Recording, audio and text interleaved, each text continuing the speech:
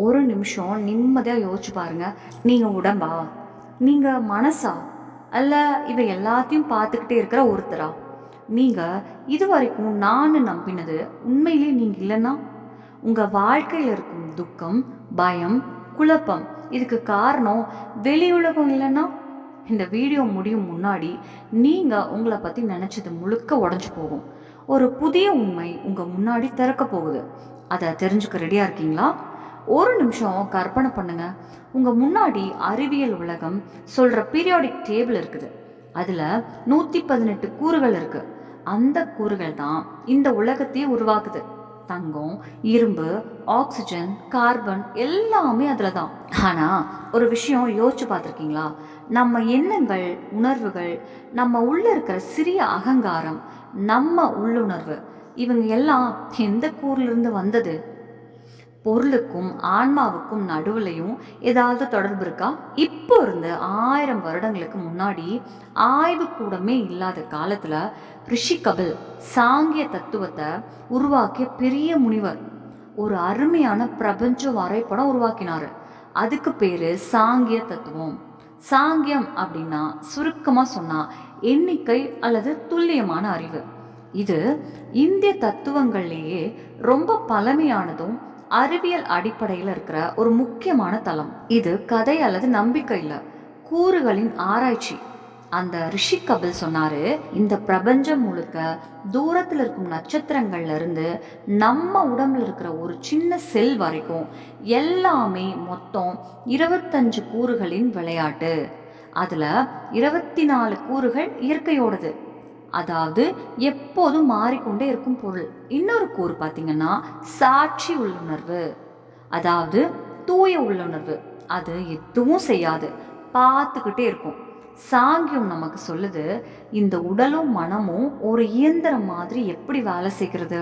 நீங்க அந்த இயந்திரத்தோட உரிமையாளரா, இல்ல அதுல ஒரு சிறிய பாகமா? இது எந்த அதிசயத்தையும் வாக்குறுதி தராது, ஆனா ஒரு வழிகாட்டி கொடுக்கும்.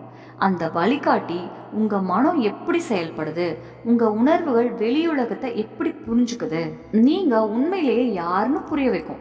இன்னைக்கு இந்த வீடியோல 1000 வருஷங்களுக்கு முன்னாடியே அறிவியல் மற்றும் மனோதத்துவ ரகசியங்களை விலக்கி வைத்த அந்த பழமையான அமைப்பை நாம புரிஞ்சுக்க போறோம். இப்போ அந்த ஆழமான விஷயத்துக்குள்ள போலாம். சாங்கிய தத்துவம் 2 முக்கிய அடித்தளங்கள் மேலதான் நிக்குது: சாட்சி உள்ளுணர்வு மற்றும் இயற்கை. முதல்ல சாட்சி உள்ளுணர்வு புரிஞ்சுக்கலாம். இங்க சாட்சி உள்ளுணர்வு அப்படின்னா வேற எதுவும் அர்த்தம் இல்ல, அது தூய உள்ளுணர்வு. உங்க உள்ள எல்லாத்தையும் கவனிக்கிற நான். அதோட சிறப்பு என்னன்னா, இது எப்பவும் மாறாது, இது பிறக்காது, சாகாது, எதையும் செய்யாது. இது ஒரு சாட்சி மாதிரி. ஒரு திரையரங்க திரைய நினைச்சுக்கோங்க. அதுல சண்டை காட்சி வரலாம், காதல் காட்சி வரலாம், சோக காட்சியும் வரலாம். ஆனா அந்த திரைக்கு எதுவும் ஆகாது, அது பார்த்துக்கிட்டே இருக்கும். அதுவே உங்க உள்ள இருக்கிற சாட்சி உள்ளுணர்வு. அடுத்தது இயற்கை. இது மரம், மலை மட்டும் இல்ல, இந்த உலகம் முழுக்க இருக்கிற அடிப்படை பொருள். உங்க உடல், மூளை, எண்ணங்கள், உணர்வுகள் எல்லாமே இயற்கை தான். இதோட முக்கிய விஷயம் என்னன்னா, இது ஜடம், ஆனா ரொம்ப செயல்படும். இது எப்போதும் மாறிக்கிட்டே இருக்கும். இப்போ கேள்வி என்னன்னா, சாட்சி உள்ளுணர்வு எதுவும் செய்யல, இயற்கைக்கு தெரியாது, அப்போ இந்த உலகம் எப்படி இயங்குது? இதுக்காக ரிஷி கபில் ஒரு அழகான எடுத்துக்காட்டு சொல்றாரு. ஒரு காடு, அங்க தீ பிடிச்சிருக்கு. 2 பேர் சிக்கிக்கிட்டாங்க. ஒருத்தன் நடக்க முடியாது, ஆனா பார்க்க முடியும். தனித்தனியா இருந்தா இருவரும் அழிஞ்சிருவாங்க. ஆனா ஒருத்தன் இன்னொருத்தனோட தோல்ல ஏறினா ஒருத்தன் வழிகாட்டுவான், இன்னொருத்தன் நடப்பான். அது போலதான் சாட்சி உள்ளுணர்வு இருந்தாதான் இயற்கை செயல்பட ஆரம்பிக்கும். அப்பதான் படைப்பு தொடங்குது. ஆனா இங்கதான் பிரச்சனை ஆரம்பம். சாட்சி உள்ளுணர்வு இயற்கையோட சேர்ந்ததும் இயற்கையோட குணங்களை தன்னோடதுன்னு நினைக்க ஆரம்பிக்குது. உடம்பு காயம் ஆனா எனக்கு வலின்னு சொல்றோம், மனம் சோகமா இருந்தா நான் சோகமா இருக்கேன்னு சொல்றோம். சாங்கியம் சொல்றது இதுதான் எல்லா துன்பத்துக்கும் காரணம். நீங்க பாக்குறவன், ஆனா நீங்க நடந்துகிட்டு இருக்கும் விஷயம்னு நினைச்சிட்டு இருக்கீங்க. ஒரு நிமிஷம் நீங்க கோவப்படுறப்போ அந்த கோபத்தையே அப்சர்வ் பண்றது யார் தெரியுமா? அதுதான் உண்மையான நீங்க. இதை புரிஞ்சுக்கிட்டீங்கன்னா உங்க வாழ்க்கையே மாற ஆரம்பிக்கும். இதுக்கு அடுத்தபடிதான் 3 குணங்கள். இயற்கையோட ரகசிய இயக்கம். அதே மாதிரி இந்த 3 குணங்கள் சேர்ந்து தான் இந்த உலகமே உருவாகி இருக்குது. இந்த 3 குணங்கள் என்னன்னா, சத்துவம் அப்படின்னா தூய்மை அமைதி, ரஜஸ் அப்படின்னா இயக்கம் ஆசை, தமஸ் அப்படின்னா சோம்பேறித்தனம் இருள். இதையே நீங்க இயற்கையோட அடிப்படை ரகசிய வடிவம் மாதிரி நினைக்கலாம். முதல்ல சத்துவம் பற்றி பார்த்துக்கலாம். சத்துவம் அப்படின்னா தூய்மை, வெளிச்சம், அறிவு. இது மேல தூக்கிக்கிட்டு போகும் ஒரு சக்தி. நம்ம மனசுல அமைதி, கருணை, தெளிவு, புரிஞ்சுக்கிற திறன் வருதுன்னா அது சத்துவத்தால தான். உங்க வாழ்க்கை சமநிலையா இருந்தா, நீங்க அமைதியா இருந்தா, உண்மையா தெளிவா பார்க்க முடிஞ்சா உங்க உள்ள சத்துவம் அதிகம்னு அர்த்தம். இதுக்கு வெள்ளை நிறம் அடையாளம். அடுத்தது ரஜஸ். ரஜஸ் அப்படின்னா இயக்கம், சக்தி, செயல். இந்த உலகத்துல எதுவும் நடக்கணும்னா ரஜஸ் வேணுங்க. நம்ம உள்ள இருக்கும் ஆசை, தீவிரம், விருப்பங்கள், கோபம், அமைதியின்மை எல்லாமே ரஜஸ் தான். இது எப்பவும் ஓடிக்கிட்டே இருக்கும், நம்ம நிக்க விடாது. இதுக்கு தான் சிவப்பு நிறம் அடையாளம். போராட்டம், தீவிரம், வாழ்க்கை ஓட்டம் எல்லாத்தையும் காட்டும். ஒரு வெற்றிகரமான தொழிலதிபரா இருக்கணும்னா, ஒரு விளையாட்டு வீரனா இருக்கணும்னா ரஜஸ் அதிகமா இருக்கும். ஆனா இது கட்டுப்பாடு இல்லாம போச்சுன்னா தான் மன அழுத்தம், பதட்டம், முடிவில்லாத ஆசை ஆகிடும். மூன்றாவது தமஸ்.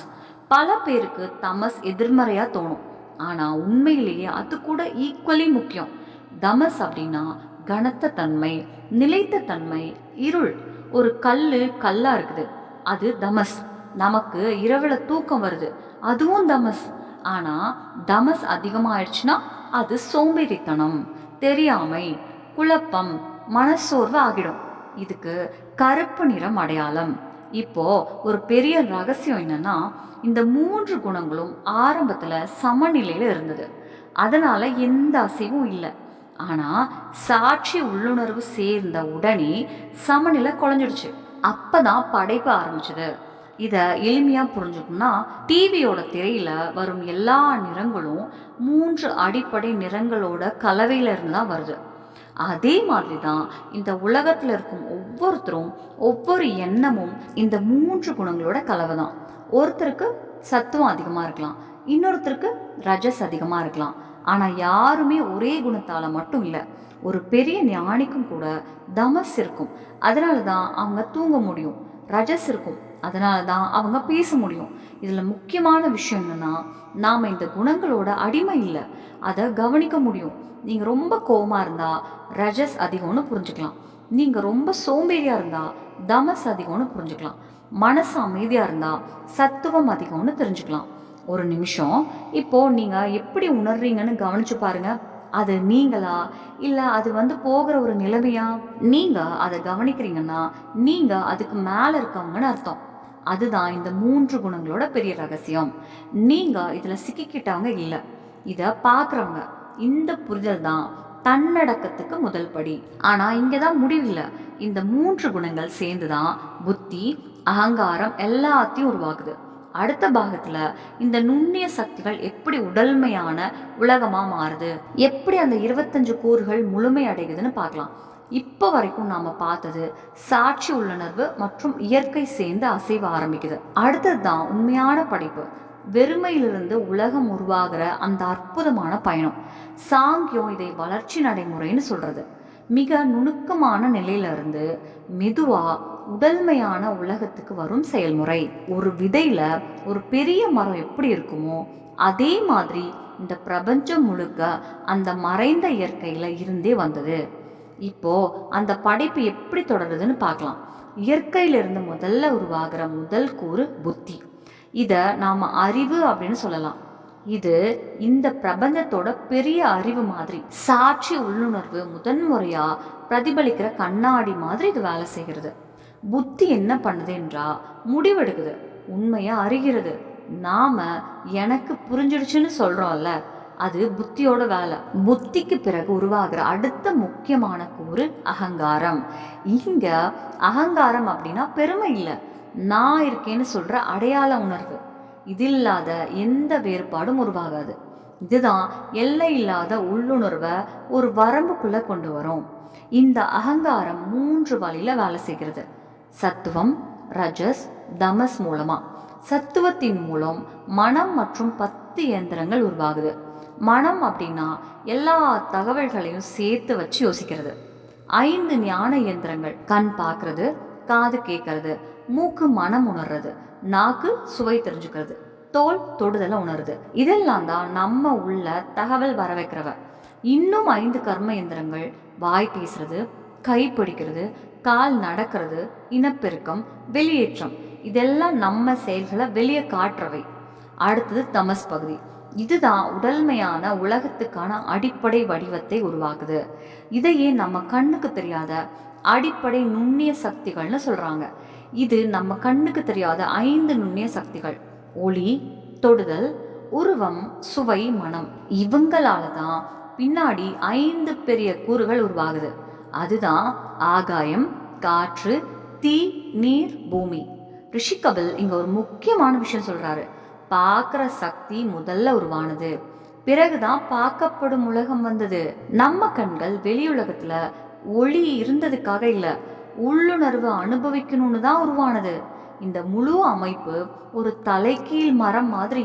அதன் வேர் மேல உள்ளுணர்வுல இருக்கும், கிளைகள் கீழே உலகத்துல பரவி இருக்கும். இதனால ஒரு பெரிய உண்மை தெரிகிறது. நாம சாதாரண உடம்பு இல்ல, ஒரு பெரிய பிரபஞ்ச அமைப்போட ஒரு பகுதி. இப்போ இந்த நுண்ணிய கூறுகள் எல்லாம் உடல்மையான உலகமா மாற ஆரம்பிக்குது. இதை சாங்கியம் பஞ்சமகாபூதங்கள்னு சொல்றது. முதல்ல ஆகாயம், ஒளி மூலம் உருவானது.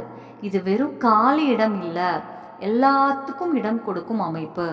அடுத்தது காற்று, இயக்கம் ஆரம்பித்ததும் உருவாகுது. இது வெறும் ஆக்சிஜன் இல்ல, எல்லா அசைவுகளும். மூன்றாவது தீ, மாற்றத்தை உருவாக்கும் சக்தி. ஒளி, வெப்பம் இதிலிருந்து வருகிறது. நான்காவது நீர், இணைக்கும் தன்மை, வாழ்க்கையின் அடிப்படை. ஐந்தாவது பூமி, உறுதியான அமைப்பு. நம்ம உடம்பின் எலும்பு, தசைகள் எல்லாம் இதுதான். இந்த 5 கூறுகளும் சேர்ந்துதான் நம்ம உடலும் இந்த உலகமும் உருவாகி இருக்கு. இதுல பெரிய உண்மை என்னன்னா, நம்ம உடம்பு மற்றும் பிரபஞ்சம் வேற வேற இல்லை. நம்ம உள்ள இருக்கிற இடம்தான் ஆகாயம், நம்ம மூச்சு காற்று, நம்ம உடல் வெப்பம்தான் தீ, நம்ம ரத்தம் தான் நீர், நம்ம எலும்பு தான் பூமி. அதனால தான் சொல்றாங்க, பிரபஞ்சத்தில் இருக்கிறது நம்ம உடம்புலையும் இருக்கு. இப்போ ஒரு பெரிய கேள்வி வரும், இவ்வளவு எல்லாம் தெரிஞ்ச பிறகும் நமக்கு ஏன் துன்பம்? எப்படி இந்த எல்லாத்துலயும் சிக்கிக்கிறோம்? இப்போ ஒரு முக்கியமான உதாரணம் பார்ப்போம்.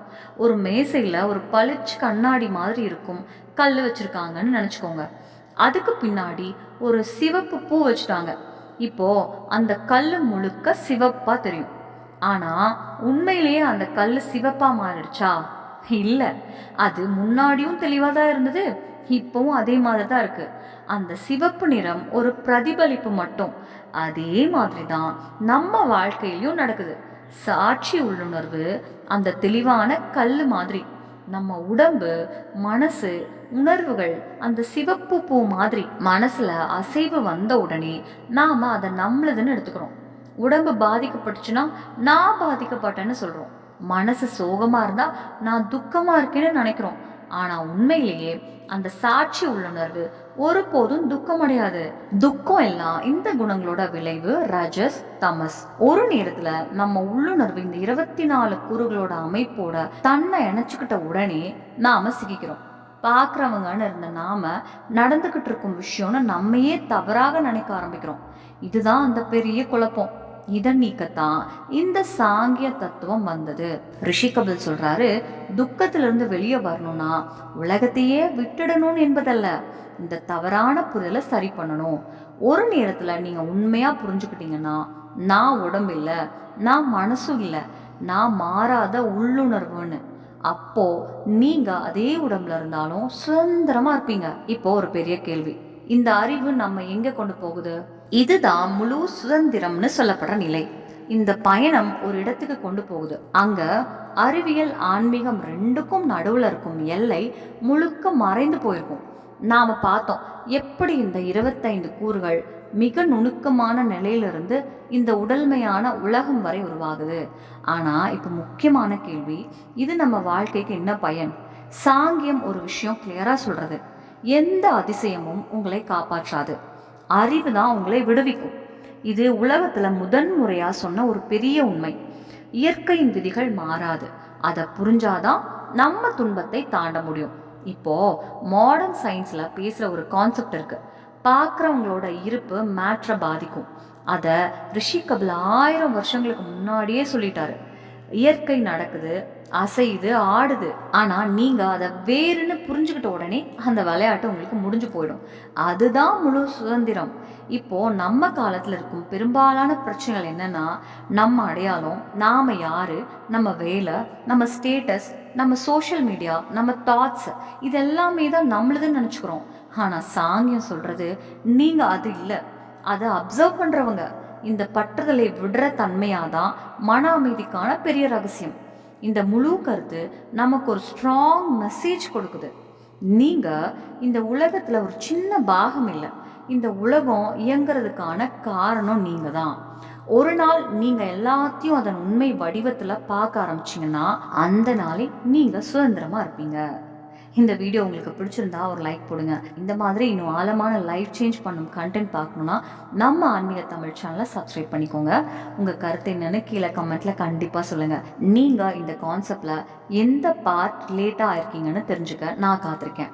இந்த வீடியோ உங்கள் நண்பர்களுக்கும் குடும்பத்தினருக்கும் ஷேர் பண்ணுங்கள். ஒரு தாட் அவங்களோட வாழ்க்கையையும் மாற்றிடலாம். நன்றி. மறுபடியும் இன்னொரு பவர்ஃபுல் வீடியோவில் சந்திப்போம்.